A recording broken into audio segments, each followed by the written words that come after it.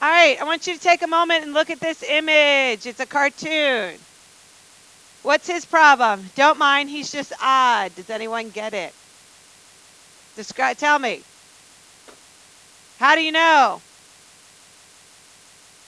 Oh, no, come on. Fractions? Okay, but that's not the definition we learned for odd and even.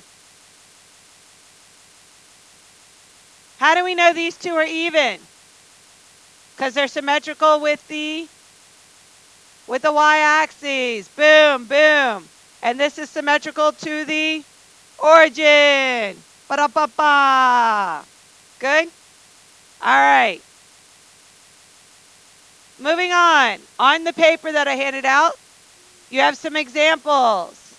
Each of these functions is a power function. These are not. Who can describe for me a characteristic of a power function? I gave you some examples and non-examples. Give me a characteristic.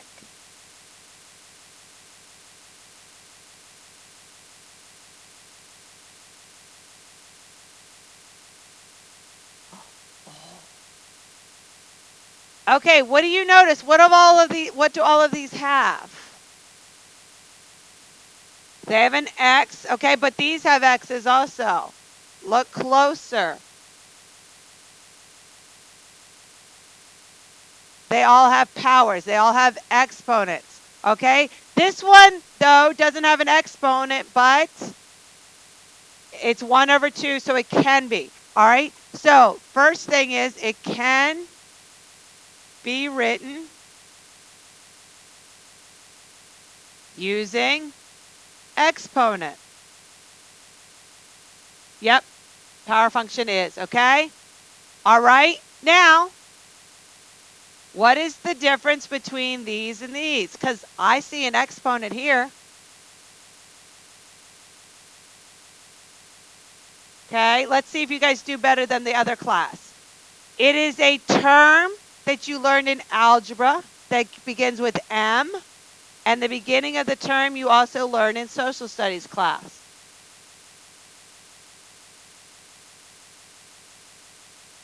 Okay, you're very close when you say polynomial. Polynomial means many. This is not many. Oh, you guys are awesome. Thank you. Monomial. It needs to be a monomial. Okay?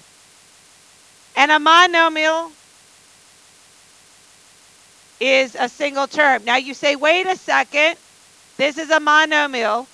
The issue is that the x is the exponent, and that's not allowed. It takes the form k times x to the p, where k is a constant and p is an exponent.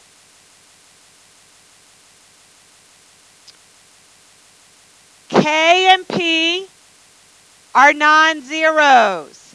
K and p are non-zeros. They can be positive.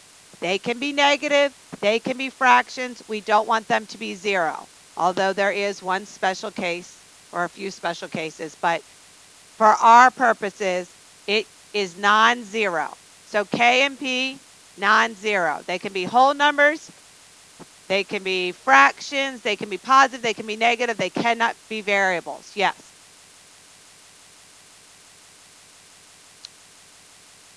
Okay, so it should say a power function has the form k times x to the p, where k and p are non-zeros. K and p can be positive, negative, or fraction.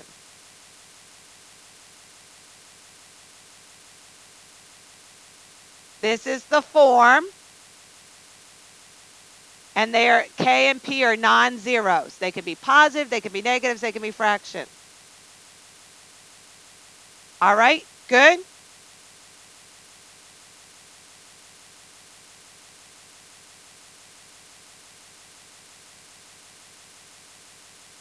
All right, if you move down your page, we have this now.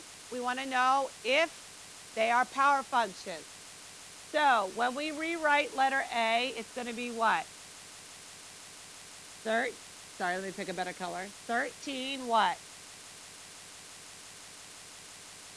X to the 1/3 power. Is that a power function? Yes. Because it's a power function, they want to know K and P. What's K worth? 13. What's P? 1/3. Let me fix this because it looks like does not equal. Okay? All right. Letter B.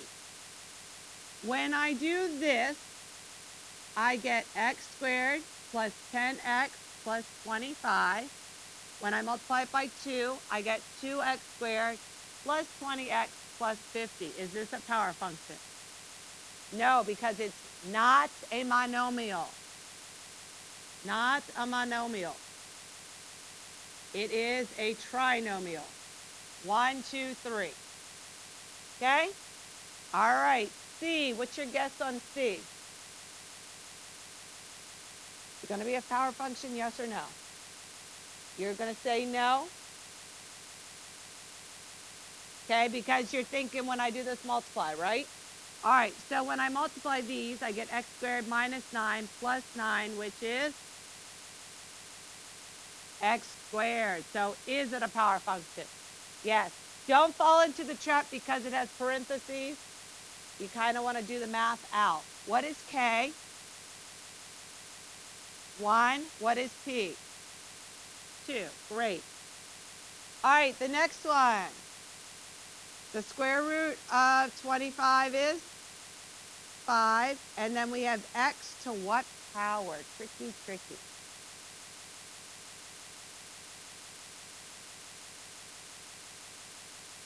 Close. 3/2. Okay, remember, the numerator is power. The denominator is root.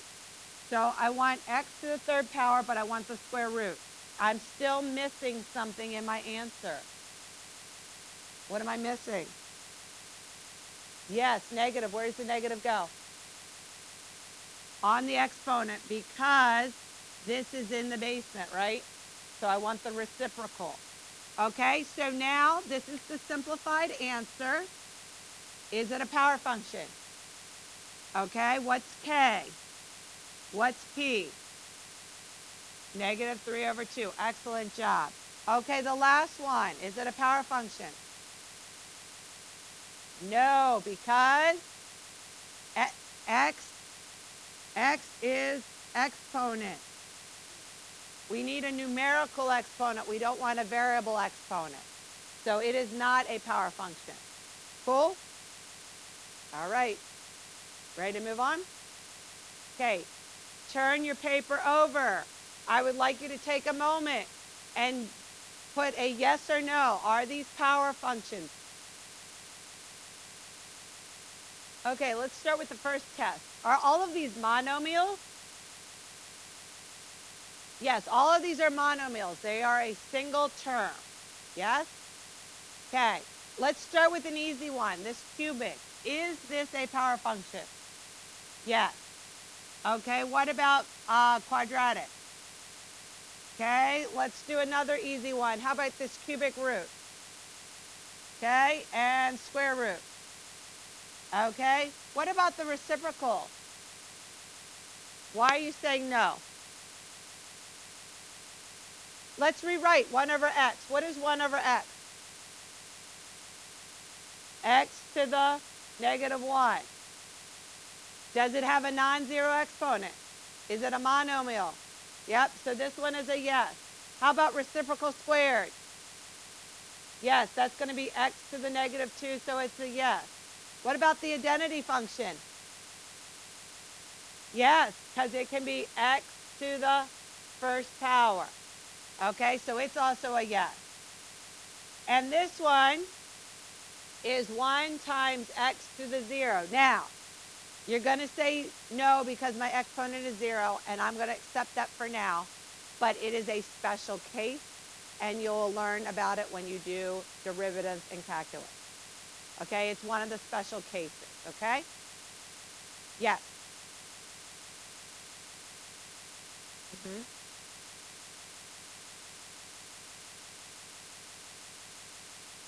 This is x to the 1, right?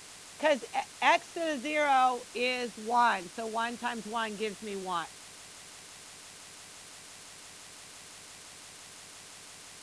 Yes, but it's not a non-zero. So all of them are technically yes, but some students argue about this one because the exponent is a 0, and we said the non-zeros. This one technically is one, and you'll learn it's a special case where the non-zero rule doesn't apply. It ends up being right. It's going to be a flat horizontal line, which has a reflection across that y-axis. Okay, so it would end up being an even function. For our purposes, you're not going to have any trick ones like that, okay? I just was putting it out there. Good. Okay, ready to move on? All right, now I'm going to see how much you remember from a couple weeks back, okay? This is much easier than what I've required you to do. 3x to the 4th, is that an even or an odd function? Even, why? Why is it even? You're correct, why? When I do negative x to the 4th, it keeps it as positive x to the 4th. The other thing is, listen very carefully. If it's a monomial, you can just look at the exponent. Is it an even exponent or an odd exponent? Okay? What shape do even exponents take? Where is their reflection? Over the y-axis. So are you going to pick graph 1 or graph 2? Graph 1. This is 1, sorry. And I'll do 2 in red. This is 2. So would I pick graph 1 or graph 2? All right, so f of x goes with 1. G of x goes with 2 because it's got an odd exponent, and the odd is with the origin, okay? Give me an example of another even power function.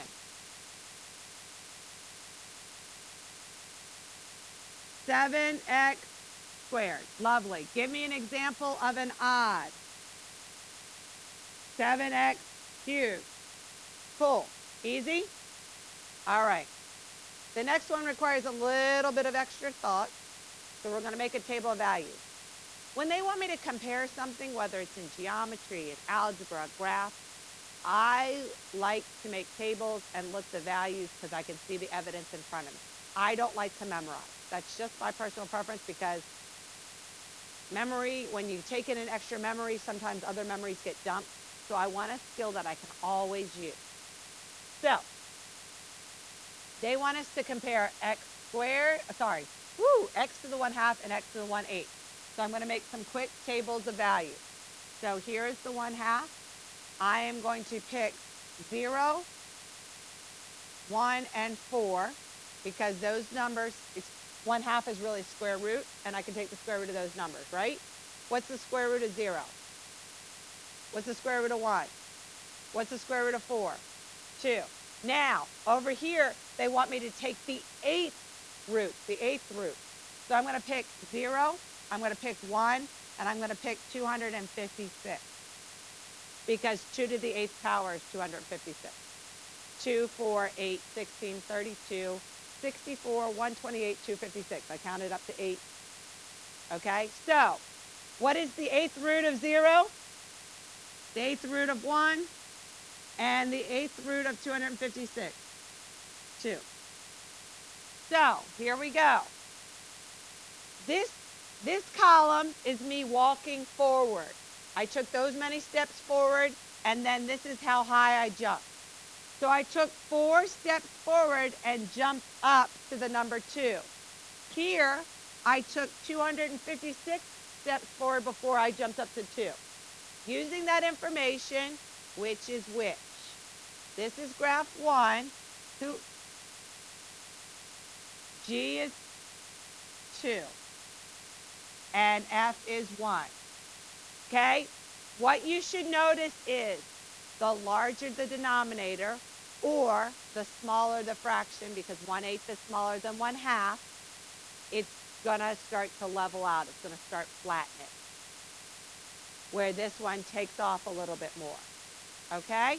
But you can see I made a table of values and can still visually see it. All right? So, name 2 other power functions that would match the shapes of these 2 graphs. So this one is gonna, I need kind of a larger, I need a lower denominator. What do you want? Well, we already have 1 over 2, so 1 over 3. So x to the 1/3, and then this one's gonna be, actually, let's go 1 over 4, because both of these are even. And we'll go x 1 over 10. Cool?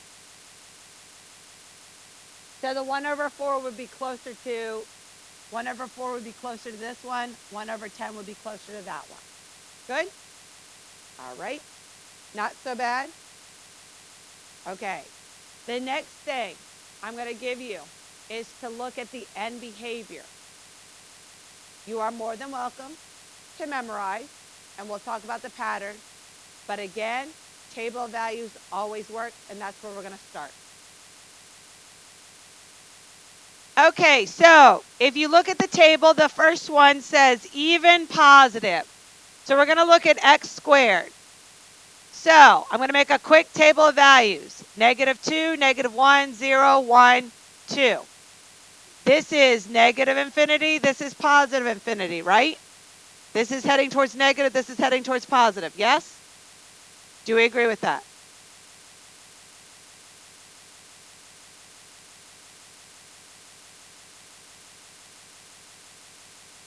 These values are heading towards negative infinity. These values are heading towards positive infinity. Okay?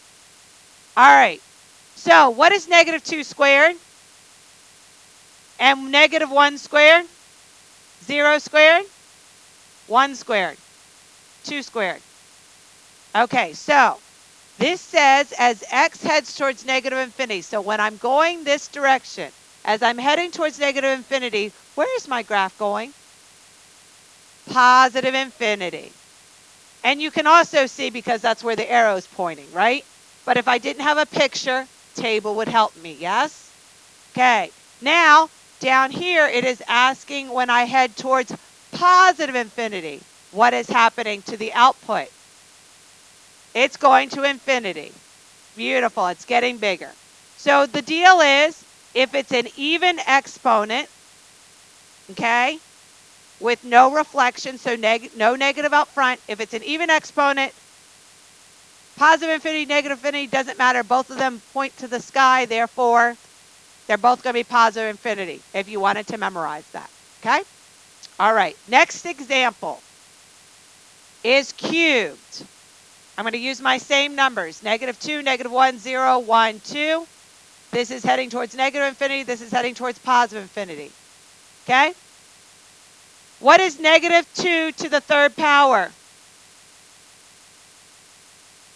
-2 to the third power. -8. -1 to the third power.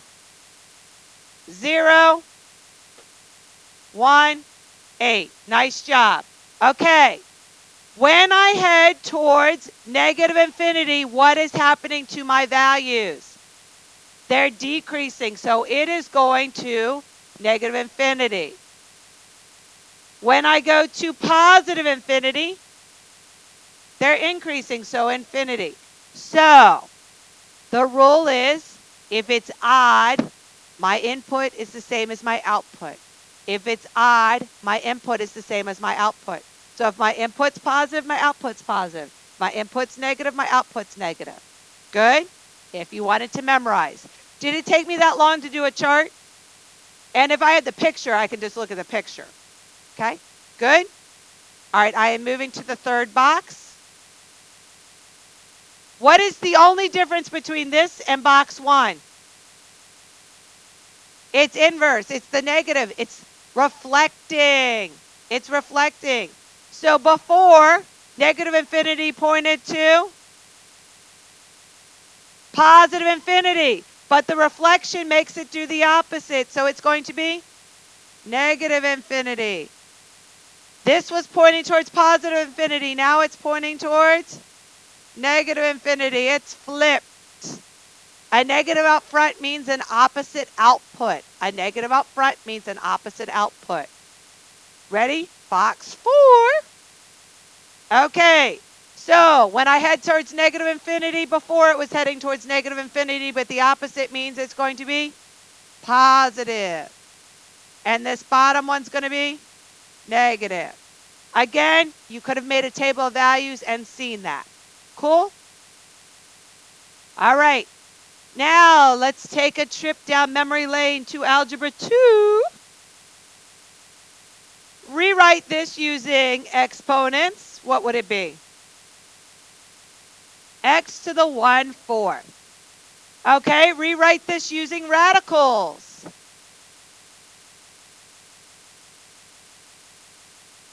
The 4th root of x cubed. Remember, power over root. Okay, tricky, number 3. Number 3, tricky.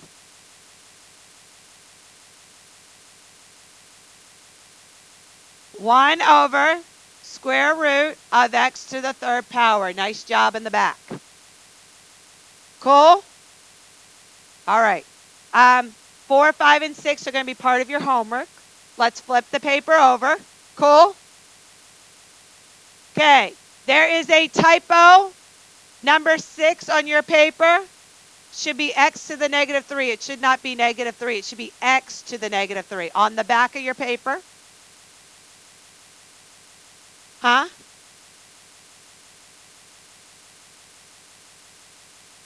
Yeah, the second 6 should be 7. 7, 8, 9, 10. Okay. All right, here we go. Even or odd?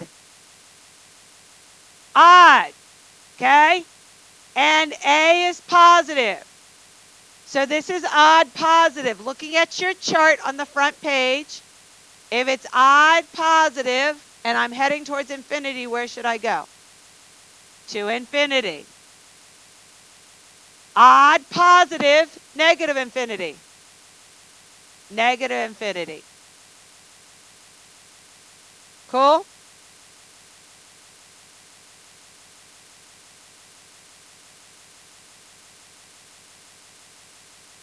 Odd positive, infinity.